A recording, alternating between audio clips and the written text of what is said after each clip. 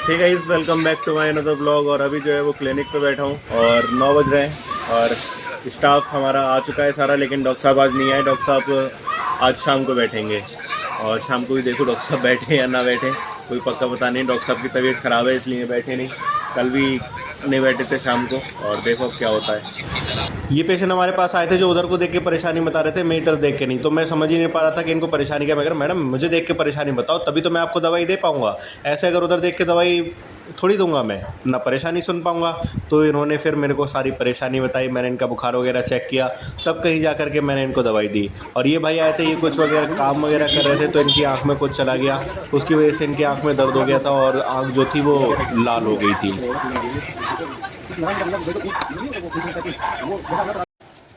और ये पेशेंट को बुखार हो रहा था काफ़ी तेज़, तो इनको सबसे पहले परहेज़ वगैरह बताया, दवाई समझाई। दवाई समझाने के बाद में इनसे कहा कि आपको कल सुबह आना होगा इंजेक्शन के लिए, क्योंकि अभी बुखार तेज़ है तो अभी हम इंजेक्शन वगैरह कुछ नहीं दे सकते। कल सुबह जब आप आओगे तो बुखार कम हो जाएगा जब तक। और इस बच्चे को जो है वो पॉटी साफ़ नहीं आ रही थी पिछले 3-4 दिन से, और पेट में दर्द रह रहा था। तो इस बच्चे को सबसे पहले चेक किया, चेक करने के बाद में इसको दवाई समझाई, और परहेज़ में चिप्स, कुरकुरे, कोल्ड ड्रिंक वगैरह सब कुछ बच्चे का बंद कर दिया।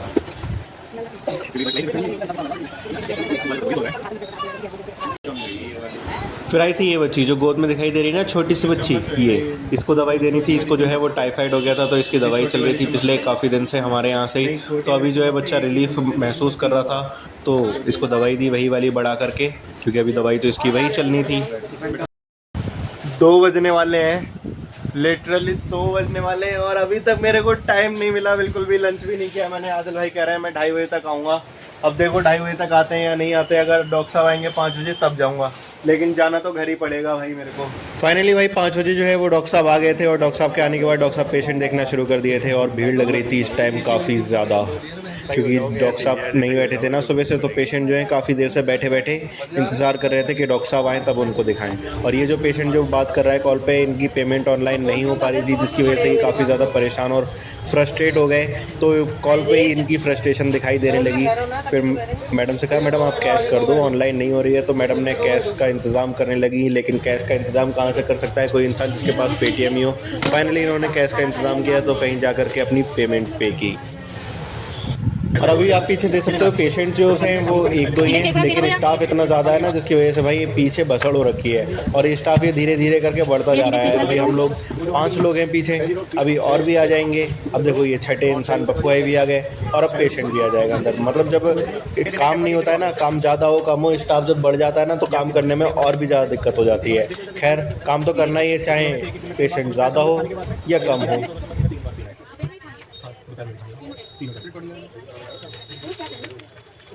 हाथ लगानी है और क्या करना है, कुछ और थोड़ी करना है। सिर्फ 2 चम्मच 3 बार पिए। हाँ आगे दे दो। हाँ तो ये दवाई है। पेशेंट की भीड़ तो भाई हमने निपटा दी थी, लेकिन स्टाफ ज़बरदस्ती भीड़ लगा रहा था। तो सबसे पहले मैंने इनको बिठाया, मैडम तुम बैठ जाओ, तुम बार बार खड़ी हो जाती हो, और जब भी खड़ी होती है वो कैमरे के सामने खड़ी होती हो। और अब कहीं जाके पेशेंट और स्टाफ दोनों अपने काबू में आए थे। और ये जो भाई हैं ये कई दिन से बुखार की दवाई खा रहे हैं, लेकिन इनका बुखार जो है वो सही नहीं हो रहा, बार बार चढ़ जाता है उतरने के बाद भी। तो सबसे पहले इनको सजेस्ट किया ब्लड इन्वेस्टिगेशन, जिससे ये पता चल जाए कि भाई आपके ब्लड में कोई इन्फेक्शन वगैरह तो नहीं, जिसकी वजह से आपको बार बार दिक्कत हो रही, प्लेटलेट वगैरह डाउन तो नहीं हुई है।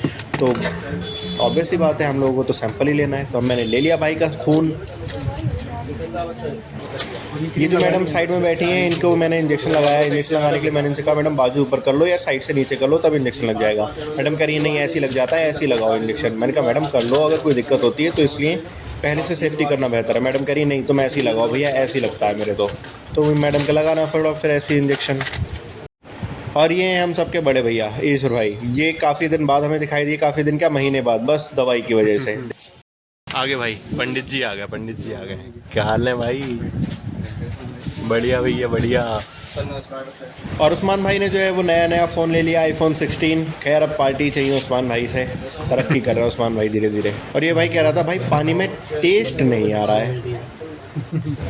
और ये जो पेशेंट है इनको बुखार काफ़ी तेज़ हो रहा था, इनका बीपी टेम्परेचर लिया और पैरों में इतना ज़्यादा दर्द था कि इन्होंने पैर ऊपर रखे बैठे। वैसे परेशानी में कोई इंसान क्या ही कर सकता है, जैसे कंफर्टेबल होता है वैसे ही बैठने का सोचता है कि भाई बस आराम से बैठ जाऊँ मैं। और ये पेशेंट के आने से पहले ही दीपू पूरी तरह तैयार हो गया था कि भाई ब्लड तो मैं ही निकालूंगा, बहुत टाइम हो गया निकाले हुए। नाम बताओ। गाइस तो अभी घर पे आ गया और अब भूख लग रही बहुत ज़ोरों की, तो सबसे पहले खाना खा लेता हूँ। तो गाइस खाना बना हो लिया है और मेरी बात सुन। हाँ बोलो। नहीं करूँगा, बोलना पड़ेगा। जब कैमरा चालू होता है बोलती नहीं है कुछ भी। बोलो अब। मैं बंद नहीं करूँगा जब तक तुम बोलोगी नहीं, बंद नहीं करूँगा।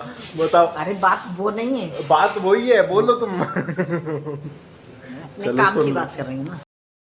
गाइस घर आ गया, थक गया भाई मैं, और हालत ऐसी हो गई।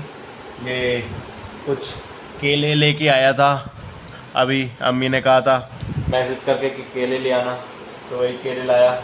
और अब जो है बस मन कर रहा है सो जाओ, तो अभी सोते हैं और आज के ब्लॉग को करते हैं यहीं पे एंड। मिलते हैं अपने नेक्स्ट ब्लॉग में। वीडियो पसंद आई है तो इसे एक लाइक कर देना, चैनल पे नए हो तो इसे सब्सक्राइब कर देना।